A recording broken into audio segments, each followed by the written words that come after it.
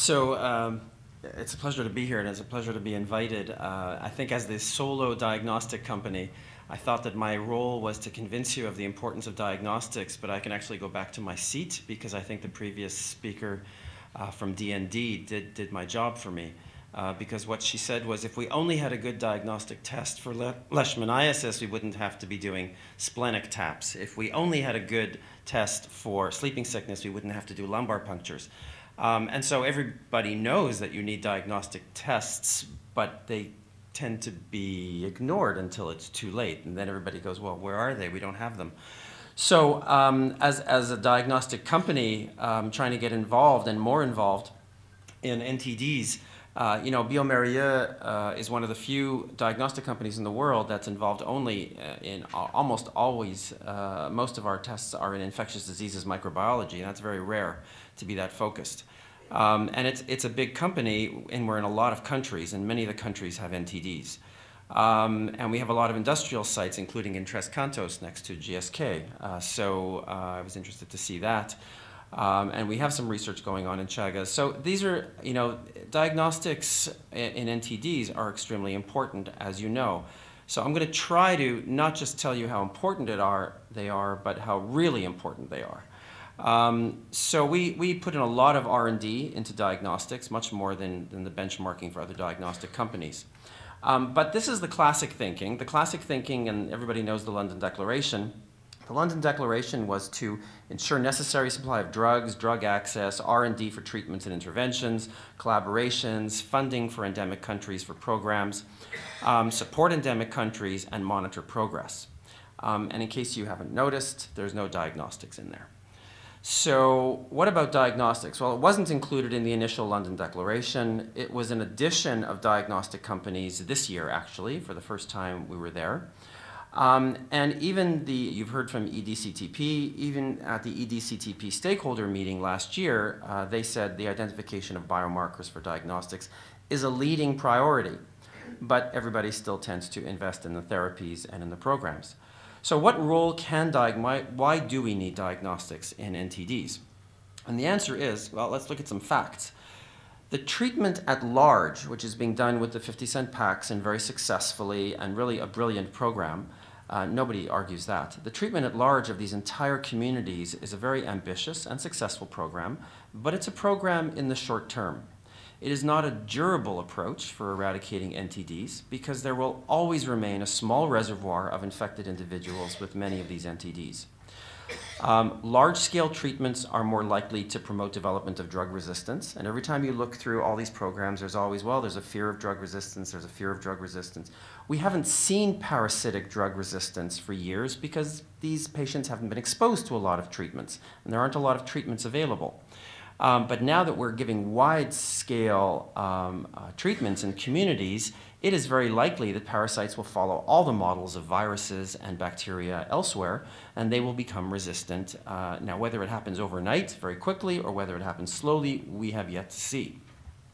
As well, when you go in and treat large communities, you're obviously treating patients who are not infected as well, individuals who are not infected. So by giving these large-scale treatments and continuing to do that, you're going to be treating more and more uninfected people needlessly. And then from a health economics point of view, at some point it's going to become more economical to target people than it is to go in and treat whole communities as the incidence and prevalence of disease goes down. So for many NTDs, and this is different than, say, for pneumonia or meningitis, for many NTDs, infected individuals are without obvious or specific symptoms. And the only way you're going to know who's infected, you see pictures of filariasis and the end stage, but that's the end of disease. If you really want to know who's infected with filariasis asymptomatically, you're going to have to do a diagnostic test. And therefore, finding those infected people for targeted therapy is going to rely on diagnostics. It's plain and simple. It's going to rely on diagnostics after the mass treatment campaigns, like for soil-transmitted helminths, to move to a targeted therapy approach.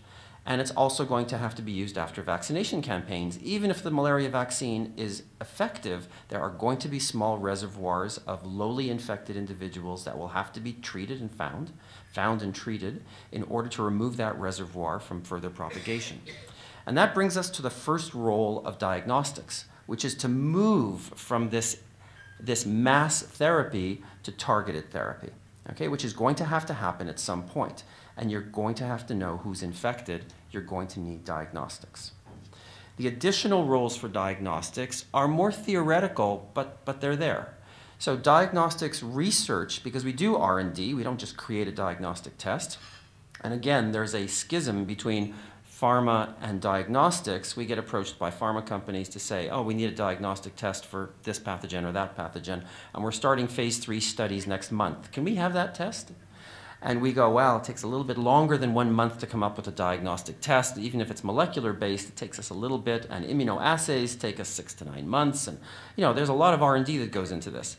So if there's going to be there's a lot of diagnostic R&D going on, and these have important instruments within the R&D groups that come up with unique antigens and components of these pathogens that could also be used coincidentally to develop vaccines and to monitor effectiveness of those vaccines. As well, those unique antigens and components, as you've heard already, can be the target of novel therapeutics. And it wouldn't be the first time that a research and R&D project in diagnostics comes up with a unique target that can be used for therapeutics. The additional roles for diagnostics are that they'll be needed to conduct surveillance. Surveillance is key. You need to know what's going on with the disease in order to address it. And in order to know what's going on, you need surveillance. Surveillance both for infection, and again, at the EDCTP stakeholder meeting, it was stated that for some diseases, and you've heard this again this afternoon and this morning, we don't understand the real natural history of this disease in the community. And we're going to need diagnostic surveillance in order to help us, because for many of these, the signs and symptoms are not clear. Diagnostic tests, more importantly, will be needed both pre and post these programs in order to check for resistance. We will not know that these parasites have become resistant until we start doing resistance testing. And let me tell you that resistance testing of parasites and parasitic infections and many of these NTDs is not as simple as doing bacterial resistance testing. And you can see the models that have been developed to just in vitro to test for malaria resistance, and not to rely on hourly blood tests on somebody who's been treated as a proxy for whether it's resistant or not, because there's many other factors that go into that. But a real in vitro test of malaria resistance is on the brink of being discovered and is yet to be validated. So that's for malaria, where there's been a lot of energy and money being pumped into it. Resistance markers and resistance in vitro determinants for Chagas, for Leishmania, for trypanosomiasis, these have yet to be validated for many of these. So this is not going to be such an easy task, but it's going to have to be done if we start sounding the alarms that they're becoming resistant to our treatments. Now, there are obstacles for diagnostics that are the same for therapeutics and different than therapeutics. So the obstacles for diagnostics that are similar to therapeutics are that we need a good supply of affordable diagnostic tests, just the same way you need a good supply of therapeutics. You need access programs. You have to get them out into the bush, into the villages, the same way that you need to get drugs out there. There has to be R&D, there has to be international collaboration, there has to be money, has to be funding, and there has to be support for the countries, right? However, there are unique obstacles for diagnostics that do not exist, or relatively minor for therapeutics. Diagnostic tests for reservoir animals and insect vectors may not be the same as for infected humans. If we look at many of the other infectious diseases, our diagnostic tests for cattle and for sheep and for detecting certain pathogens in insects is not the same as the ones we use in humans, and they don't perform the same. So that means that if we really want to go through the whole cycle and test both the vector and the humans and see where the reservoirs are, and if we've eradicated the disease, we're going to need different diagnostic tests for each of these hosts. For some diseases, there are relapses and there are reinfections. So we're going to have diagnostic tests that can be able to tell the difference between these. Not so easy. Everyone wants new tech assays. Everybody wants molecular, everybody wants something sophisticated, everybody wants isothermal PCR, but these are usually costly platforms, okay? We have to start investing in low-cost devices. And even though it's new technology, that there isn't an associated high cost associated with it. There are regulatory issues. They're a little bit less than in pharma, but there are still regulatory issues that vary by every country. There's a need, as you saw, with the motorbike going out into the village, there's a need for point-of-care testing out in the community. And many of these communities, it's the patient themselves who's going to be testing themselves. So you need these very easy point-of-care tests, which for many diseases do not exist today. More than pharma, these tests have to be very robust. They have to be able to function during high heat, cold, high humidity, low humidity. The drugs need a cold chain, vaccines need a cold chain, but then once they're administered, they're administered. These diagnostic tests sit around in shelves in labs out in the countryside. And the temperature can go up to 45 degrees with 90% humidity, or it can drop down to 5 degrees and 0% humidity. And these diagnostic tests have to be robust. Not such an easy thing for a diagnostic company to make. They have to have long shelf lives because they're not going to be used in one day. They're going to be sitting around. The healthcare personnel has to be trained. It's one thing to train somebody to give a package of pills. It's another thing to train somebody to do PCR. Not quite the same training. I think everybody knows that who's been in a lab. Lab facilities are going to be required for large-scale training, so we're talking about point-of-care testing for the individual, but when you want to go in and do surveillance, if you want to go into an area and say, okay, how much artemisinin resistance is there in this area, you can't do this out in the community. You're going to have to do this in a central lab. There's going to have to be central lab facilities. And to tell you the truth, there aren't many companies in diagnostics working on infectious diseases. There's us and a couple of others, and there's not a lot of players. Now, it's great for our bottom line in terms of profits, but there isn't a lot of synergy among all our companies that are working in diagnostics, and there's not a lot of companies that want to invest in this because the margin is really low. So, a closing thought is we've been talking about NTDs, NTDs, NTDs, and I can't leave this without saying something about antibiotic-resistant infections, which are not currently included in the NTDs, although you saw from the European consortium that they did include lower respiratory tract infections. MDR infections have reached a global crisis, as you heard from the WHO recently. We don't need the WHO to tell us this. Addressing public health in a certain area, whether it's Africa, Asia, it doesn't matter. It's going to have to be a comprehensive approach to NTDs and to MDR pathogens. So if you just look, there are very high rates of resistance in many bacteria in the same countries. NDM in India became famous essentially because of the multi-drug resistant infections that were found in the surveillance that was on there. But this occurs, China has a tremendous amount of drug resistance.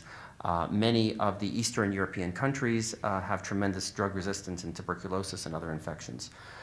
Speaking of TB, there's lots of multi-drug resistant TB. It is increasing almost everywhere you look. There's drug resistance in malaria. Now artemisinin resistance has been noted in Thailand and in significant proportions in certain areas. This is one of these resistances that did not develop slowly over time. It kind of developed quickly and then spread quickly, and in certain areas it's up to 85% of all the infections. So this is really a big threat to control programs. And then, of course, HIV drug resistance is increasing as well. The question is, will there be development of drug resistance among NTDs post-MDA, or massive drug administration? And we don't know because MDA hasn't been around that long. But we will find out in the next few years, and we will see whether it happens like pneumococcus, where there's 1% resistance per year growing slowly, or whether like malaria and artemisinin, once it takes off, it takes off. And then it becomes clonal, or it becomes spread, or whatever. And we just don't know the model here.